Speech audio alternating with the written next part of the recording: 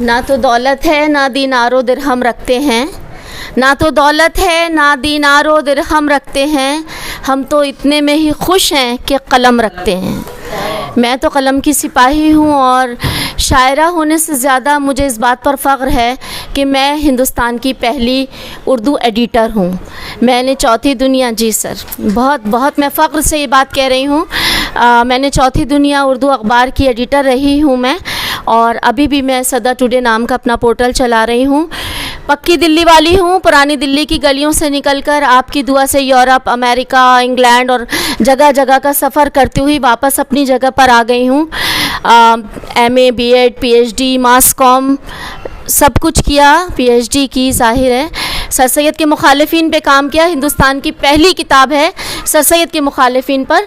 Sir Syed पे हज़ारों Macaulay लिखे गए, हज़ारों काम हुए, लेकिन अभी तक उनके जो अपोनेंट्स थे उनको इकट्ठा करने का काम नहीं हुआ था, जो अल्लाह ने मुझ नाचीज़ से ले लिया। बाकी मैं अपनी तहरीरों के ज़रिए, बहुत लोग कहते हैं बहुत बेबाक राइटर हो, बेबाक राइटर नहीं हूँ, बस जो देखती हूँ, वो जो महसूस करती हूँ वही लिखती हूँ। और समाज की जितनी भी बुराइयां हैं उन सब पे कलम उठाते हुए मुझे कोई परेशानी नहीं होती, चाहे वो मैं GB रोड पर जाकर लिखूं या किसी और ऐसी अंधेरी गली में जाकर लिखूं कि जहां कोई औरत कम्युनल वायलेंस का शिकार है या डोमेस्टिक वायलेंस का शिकार है, उन सब पे कलम उठाती हूं अल्हम्दुलिल्लाह। और मुझे इस बात पर बहुत फ़ख्र है कि आज तक मैंने जो भी लिखा है, जितना भी काम किया है, वो सब सोसाइटी के लिए किया है, सोसाइटी के बेटरमेंट के लिए किया है, और ख़ास तौर पर औरतों के लिए बहुत काम किया है। मैं ये नहीं कहती कि औरतें जो हैं वो बेचारी घर में रहती हैं, ये करती हैं, नहीं, बेचारी लफ्ज़ औरत के लिए इस्तेमाल करना ही बहुत ही तकलीफ़देह और बहुत ही घटिया बात है। औरत बहुत मजबूत है, वो चाहे तो बहुत कुछ कर सकती है, वो चाहे तो चट्टानों को भी तोड़कर उसमें से रास्ते बना सकती है, और ये एक मिसाल एक गांव में मौजूद है। तो मैं तो अमली काम करने वाली औरत हूँ, और बस अगर आप इजाज़त देंगे तो मैं 2-3 शेर हाजिर कर देती हूँ अपने, क्योंकि जर्नलिस्ट के साथ साथ एक शायरा भी हूँ। और अदब के बारे में कहा जाता है सर कि वो अपने माहौल से अलग नहीं रह सकता, ना शायर। तो जाहिर है जो देखती हूँ, जो अपने आर्टिकल्स में लिखती हूँ, जो अपने एडिटोरियल्स में लिखती हूँ, वही मैं अपनी शायरी में भी बयान कर देती हूँ। तो अगर इजाज़त हो मैं 2-3 शेर हाजिर कर देती हूँ। एकदम से माफ़ कीजिएगा, पहले तो मुझे माज़रत करनी चाहिए, मैं थोड़ी लेट हो गई क्योंकि हमारी एक मीटिंग चल रही थी, उसकी वजह से सर मैं देर से हाज़िर हुई, मैं माफ़ी चाहती हूँ।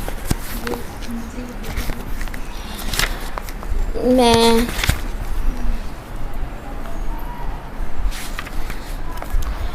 अभी लॉकडाउन के ऊपर 2-3 शेर हैं मेरे, और ख़ास तौर पर उसी वक्त की अक्कासी है जिस वक्त हम सब घरों में क़ैद बैठे हुए थे। मतलब समात कीजिए। परिंदे आए हैं कहते ये आशियानों में, परिंदे आए हैं कहते ये आशियानों में, न है सुकून ज़मीं पर न आसमानों में। परिंदे आए हैं कहते ये आशियानों में, न है सुकून ज़मीं पर न आसमानों में, और लहू में डूबे हुए पर ये दे रहे हैं सदा, लहू में डूबे हुए पर ये दे रहे हैं सदा। हवा ने ज़ख्म दिए हैं बहुत उड़ानों में, हवा ने ज़ख्म दिए हैं बहुत उड़ानों में। और हुआ क्या कि किसान अपने अपने घर वापस चले गए, यहाँ बेचारे मजदूरी करते थे, अपने खेतों से निकलकर यहाँ पर आए, रात दिन मशीनों में जुट गए, लेकिन जब वापस गए हैं तो देखिए उन्हें कितना सुकून मिला है। वो अपने खेतों की किस्मत को फिर संवारेंगे, वो अपने खेतों की किस्मत को फिर संवारेंगे, मशीन बन के जो रहते थे कारखानों में, वो अपने खेतों की किस्मत को फिर संवारेंगे, मशीन बन के जो रहते थे कारखानों में।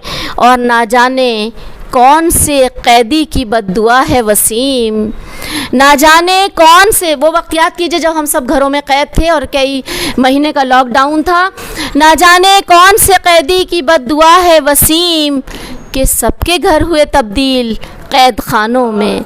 ना जाने, बहुत बहुत शुक्रिया, ना जाने कौन से कैदी की बद्दुआ है वसीम कि सबके घर हुए तब्दील कैद खानों में।